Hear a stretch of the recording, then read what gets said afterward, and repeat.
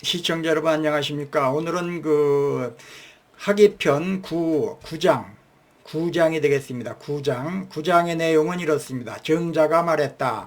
부모의 장례를 정중히 치르고 신종, 조상을 진심으로 추모하면 추원, 백성의 덕이 두터워진다. 민덕귀후이라 이런 얘기입니다.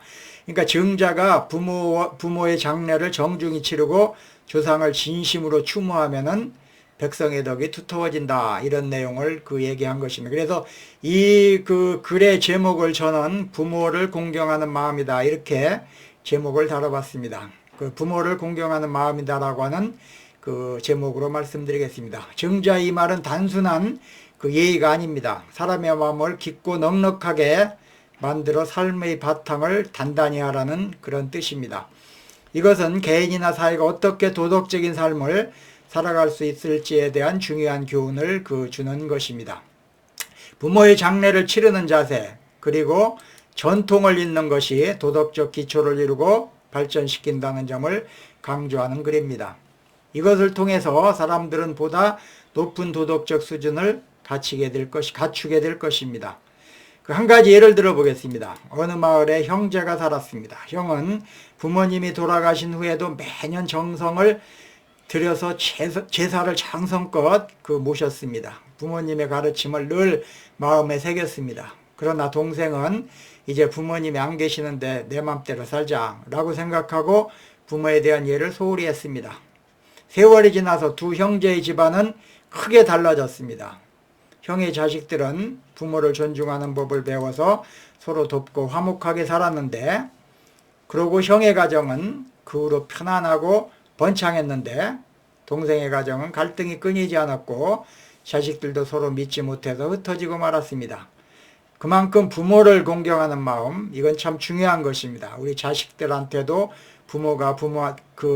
부모들한테 잘하는 것을 보고 자란 아이들은 그렇게 따라할 것입니다. 반대로 부모를 갖다 업신여기고 구박하고 이런 가정에서 자란 아이들은 똑같이 그렇게 할 것입니다. 그렇기 때문에 오늘 제가 예를 든 이해는 타당하다고 할 수 있겠습니다. 이 이야기가 보여주듯이 부모와 조상을 공경하는 태도는 단순한 형식이 아니라 후손들에게 삶의 중심을 잡아주는 역할을 하는 것입니다. 역사적으로 이와 같은 사례는 많습니다. 조선 중기의 대표적인 유학자인 태계 이황 선생은 부모의 장례를 극진히 치른 것으로 유명합니다. 이황 선생은 젊은 시절 과거 시험을 준비하고 있었습니다. 그런데 그때 어머니가 돌아가셨다는 소식을 듣고 모든 것을 접고서 고향으로 내려가 3년상을 온전히 치렀습니다. 이황 선생은 단순히 예를 갖추는 것이 아니라 어머니가 생전에 베풀었던 덕을 기억하고 그 뜻을 따르는 것이 효도의 완성이라고 생각했던 것입니다. 훗날 이황은 제자들에게도 효는 단순한 형식이 아니라 부모의 가르침을 실천하는 데 있다 이렇게 강조했습니다. 이황 선생이 학문과 인품에도 존경받을 수 있었던 이유 중 하나는 부모를 정성껏 모신 덕분이었을 것입니다. 조선 22대 왕인 정조도 부모에 대한 효심이 깊어서 정치에도 큰 영향을 미쳤습니다. 정조의 아버지 사도세자는 뒤지 속에 갇혀서 억울하게 죽음을 맞았습니다. 정조는 왕위에 오른 후에도 늘 아버지를 기리고 사도세자의 무덤을 수원 화산으로 옮겨 현융원으로 격상했습니다. 사도세자의 무덤이 현융원으로 이렇게 격상시킨 것이 바로 정조였습니다. 정조는 이 과정에서 백성들에게 무리한 부담을 주지 않기 위해 신중하게 정책을 펼쳤습니다. 또한 정조는 어머니 해경궁 홍씨를 극진하게 모셨습니다. 매년 어머니의 생신이 되면 직접 시를 지어 올리고 건강을 세심히 챙겼습니다. 정조의 효심은 신하들과 백성들에게도 큰 감동을 주었고 그가 펼친 정책은 더욱 신뢰를 얻게 되었습니다. 반대로 부모와 조상을 소홀히 여긴 사례도 있습니다. 고려 말 국민왕의 총애를 받았던 신도는 개혁가로 평가받기도 하고 폐륜적 행동으로 악명이 높기도 합니다. 신도는 권력을 얻은 뒤 자신의 가문을 감추고 부모를 멀리했습니다. 특히 아버지를 하찮게 여기고 공경하지 않았으며 어머니 또한 제대로 봉양하지 않았다고 합니다. 당시 유교적 가치관에서는 효가 기본적인 덕목이었기 때문에 신도의 이러한 태도는 패륜적인 행위로 간주되었습니다. 처음에는 공민왕의 절대적인 신임을 받았지만 그의 독재와 패륜적 행위가 계속되면서 결국 왕의 신뢰도 흔들리게 되었습니다. 공민왕은 신도를 제거하기로 결심하고 그를 체포하여 처형했고 그의 가문도 몰락하게 되었습니다. 오늘날에도 부모를 소홀히 대하는 문제가 점점 심각해지고 있습니다. 과거 유교적 가치관이 강했던 시절에는 부모를 공경하고 부양하는 것이 당연한 도리로 여겨졌지만 산업화와 개인주의가 확산되면서 가족 간의 유대감이 약화되고 있습니다. 경제적 부담과 생활환경의 변화도 중요한 요인이 되고 있습니다. 젊은 세대는 치솟는 집값과 고용 불안정 속에서 자녀 양육과 개인 생활을 유지하기도 벅차다 보니 부모를 돌보는 일이 우선순위에서 밀리는 경우가 많아지고 있습니다.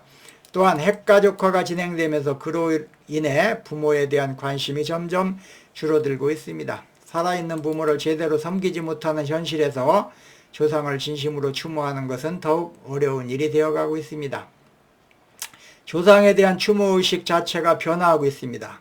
전통적으로 한국 사회는 제사를 중요하게 여겼지만 오늘날에는 이 제사를 간소화하거나 생략하는 경우가 많아지고 있습니다.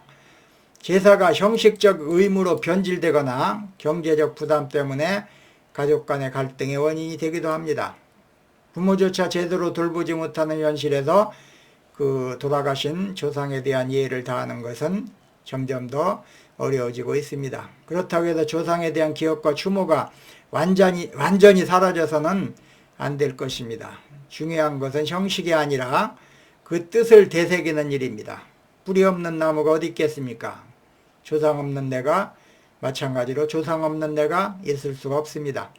나무가 뿌리를 통해 영양분을 공급받아 성장하듯이 우리는 조상의 유산과 가르침을 통해 삶을 이어가고 있는 것입니다. 조상에게 제사를 지내는 것도 의미가 있지만 조상의 뜻을 기르고 그들의 삶을 돌아보며 교훈을 얻는 것이 더 중요한 현실이 되고 있습니다. 우리가 그 부모를 공경해야 된다, 조상을 섬겨야 된다, 이런 내용을 말은 쉽지만 사실 그것을 실천하는 것이 쉽지 않은 것이 현실입니다. 그렇다고 하더라도 그 뿌리 없는 나무가 없듯이 우리는 조상 때문에 내가 있다는 점을 생각하고 그 부모나 그 돌아가신 조상님들에 대해서 예의를 갖추는 그런 마음이 우리가 절실히 필요한 때라고 볼 수가 있습니다. 오늘은 그 하기편 9장 부모를 공경하는 마음이라고 하는 제목으로 말씀드렸습니다. 시청해 주셔서 감사합니다.